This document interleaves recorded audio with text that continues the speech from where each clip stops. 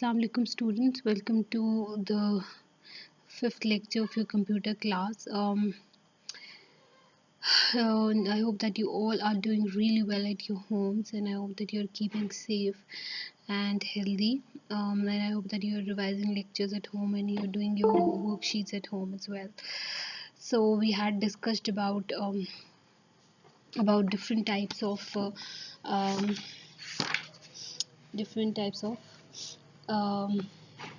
characteristics and evolution of computers. In the previous chapter we discussed some of the early calculating devices, how the computers evolved over the few years, and different and other characteristics of the computer. So that was our first chapter, and today we had finished off with the first chapter in the previous class. Today we are going to start off with the second lecture, second chapter of your computer class, which is called data devices. Okay, so let's get started with today's lecture.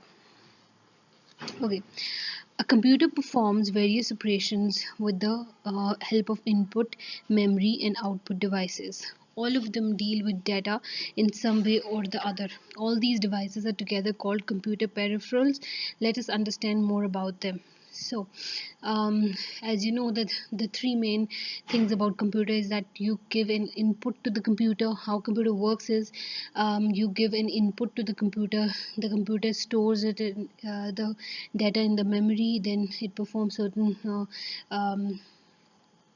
operations in it, and then it gives an output in response to the input.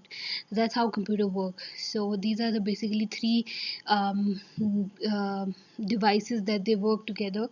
There are input devices, output devices, and there is memory, which work together to perform certain tasks and to help the computer work. So in this chapter, and these devices are called computer peripherals.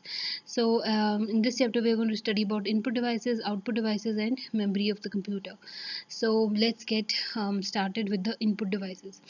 Input devices, as you can imagine by the name, they are devices that are used to enter data into the computer, so whatever devices that you use to enter data into the computer are called input devices. Can you think of any input devices while I'm just talking? Can you name any few of them? Okay, so um, the devices through which data and instructions are fed into a computer are called input devices. So what's the definition of input devices? The devices through which data and instructions are fed into the computer are called input devices. So we need to tell the computer what to do, because computer does not have a brain. Computer does not function on its own. It has to be told what to do. So we need input. We need to give an input to that to computer, and we use input devices for that. For example, a keyboard. When you have to enter data into the computer, enter alphabets, numbers, or different things, you use a keyboard. When you have to click something or you have to move the cursor, you use a mouse. These are input devices. Or for example, if you want to input a voice into the computer, then you use microphone. All these are input devices. An input device converts data and instructions into electrical signals that can be recognized by the computer. So computer has, just like human beings have different languages all over the world, computer also have languages, which they understand, which they understand, and that's called a machine language. And basically computer only understands about electrical signals. It only operates in electrical signals. It only knows that when power is supplied to it, and when there's no power supplied to it. So machine language is different from the language that we use. So basically what input devices do is, you just have to remember that they convert data, and whatever data and instruction that we give to the computer, they convert it into machine language. They can convert it into electrical signals that can be recognized by the computer. So they convert it, the whatever, if I'm writing a 1 2 3 4, then plus 1 to 4, then the computer, this is my input. But when the computer, what the computer does is, the computer converts there are different software which converts those 1 2 3 4 plus the expression that I've given into electrical pulses, and computer only understand electrical signals and electrical pulses, only ones and zeros. It does not understand any other language. So some input devices are used to enter data directly into the computer, example a keyboard. Others called pointing devices are used to point and select options on the monitor screen, example a computer mouse. So as I've already told you about keyboard, but you also know that we use directly enter to directly enter the data into the computer, we use a keyboard, and to move the cursor, to move to point out things on the computer screen, we use a mouse. So these are called pointing devices. And okay, these all are basically input devices.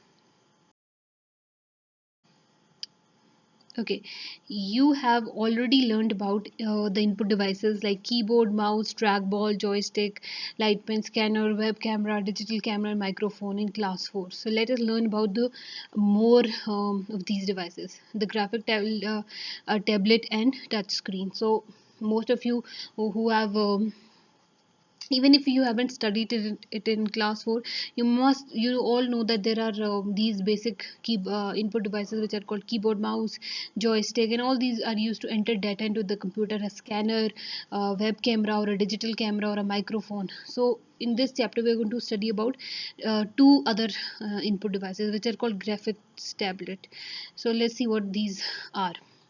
A graphics tablet is an input device that enables a user to draw images by hand, similar to the way a person draws images with a pencil or a paper. It consists of a flat surface on which the user may write a word or draw an image using a special pen called a stylus. The image generally does not appear on the tablet itself, but it is displayed on the computer monitor. Graphic tablets are commonly used by artists, illustrators, and graphic designers. So, as you can see the picture of this graphic tablet, this is also an input device which is used to draw different types of images. Just like there is a the just like when you draw something on canvas or on a piece of paper or in a art pad, on a plain paper. So people who love drawing and people who who are interested in graphic designing, they use these type of tablet. This is a small tablet which is only used for this purpose, that you are going to draw. Just as you can see the example, you're going to use this pen and you're going to draw on the screen, and whatever that data you are enter will be shown on the monitor screen. So these are graphic tablets. Maybe most of you have used them before, or maybe you're aware of it. So these are basically tablets which you are used to which are used for drawing things, or drawing images, or drawing different type of things. You can draw it with the pencil, just like you draw with a pencil on a paper. Okay, so now the next one is touch screen. A touch screen is a computer display screen that recognizes touch input. A user interacts with computer by touching words or pictures on the screen. Touch screens are used in automated teller machines, ATMs, in tablet PCs, in railway and airport terminals for the arrival and departure inquiries, in hospitals for accessing patients' records, and etc. So, what are touch screen? It is a computer basically which displays screen, as you can see in this picture. And when there are different icons, just like there are some of applications of, just like there are applications in a computer or in a laptop, there are applications in touch screen as well. So when you click, then for example there is a camera in it, you're going to just directly click on the screen and the camera will open up, just like notepads and other different things. You may just a tablets, and just like tablets and tablets, or a ipad, or a iPod, or things like that. There are so many different. Now there are some laptops who are also which are also touch screen. So you just simply click it and the application will open. You just don't need any mouse or any other thing to operate, or a keyboard. You can just press on the screen directly to open different applications. So, and where they are used, they are used in basically in ATMs, or in PCs, tablet PCs, or in railway or airport terminals, or different hospitals and different other things. So these are some of the two of the input devices that we have studied. So when you are asked about input devices, no, when you're asked about input devices, you can tell about keyboard, mouse, but also tell about tablet or a touch screen. So that I hope that if you know any other input devices that comes to your mind, you can just write about it on a piece of paper, and I'm going to check it when the school reopens. So do you have any other input devices in your mind? Just tell it to the person sitting next to you. So for now, this is today we have talked about some of the input devices, two of them actually. In the next lecture we are going to talk about output devices. So till then, take care, and I hope that you keep safe, and please keep revising this lecture at your home. Allah Hafiz.